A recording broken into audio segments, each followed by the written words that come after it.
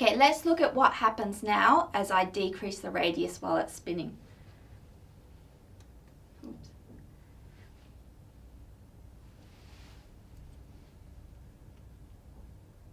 So you saw the ball moving around and it probably looked like it was speeding up, or at least we could see that the period was decreasing. So let's now do a calculation to see if we can explain why that was. So what we're going to assume is that the tension in the string, which is equal to the force, and we know force is equal to ma, so that's mass times the centripetal acceleration, was constant. Now, the mass on the end of the string wasn't changing. So this tells us that the centripetal acceleration, which is equal to v squared on r, is equal to a constant. Now, if v squared on r is a constant, it tells us that the final velocity squared over the final radius is equal to the initial velocity squared over the initial radius. And so if we want to calculate the final velocity, we've got the final velocity squared is equal to the final radius over the initial radius times the initial velocity squared, just by rearranging this equation.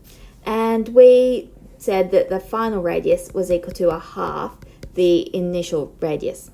So we can write this as equal to a half Ri over Ri times Vi squared. The Ri's cancel out and we end up with a half the initial velocity squared. So this tells us that the final velocity is equal to 1 on root 2 times the initial velocity. So surprisingly, it's telling us that the speed at the end was actually slightly lower than the speed at the beginning. So in a minute, we'll have another look at the actual video to see if that's what really happened. I also asked you to consider what was happening to the period. So the period is related to the velocity through the velocity is equal to 2 pi r over the period. So we can rearrange this and we end up with the period is equal to 2 pi r over the velocity. So what we can say is that the final period over the initial period is equal to 2 pi r final over v final over 2 pi r initial over v initial. These 2 pi's cancel out and we can rearrange this as rf over vf times vi on ri. And up here we've got an expression for how the final velocity and the initial velocity are related.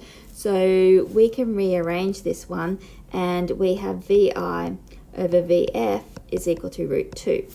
So rf we said was a half ri. And this is this ri here.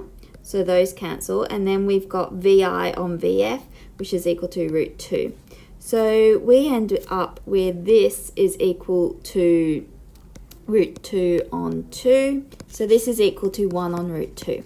So rearranging this, we have that the final period is equal to the initial period on root 2, which is telling us that the final period is much smaller than the initial period, which is what we observed.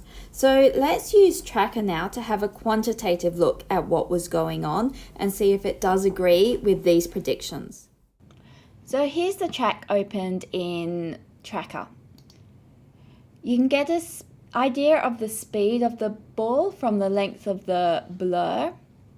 Let's just pause it here and have a look at the speed. So when the string was around about 40 centimeters long, the speed is around about 6.5 meters per second.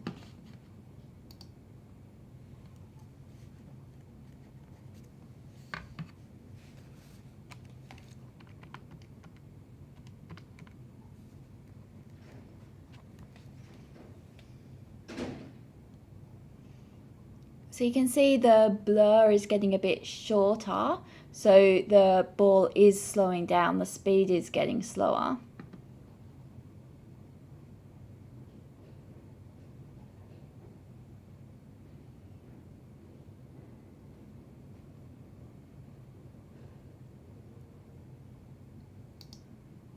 And around here, it looks like it's got around about half the radius.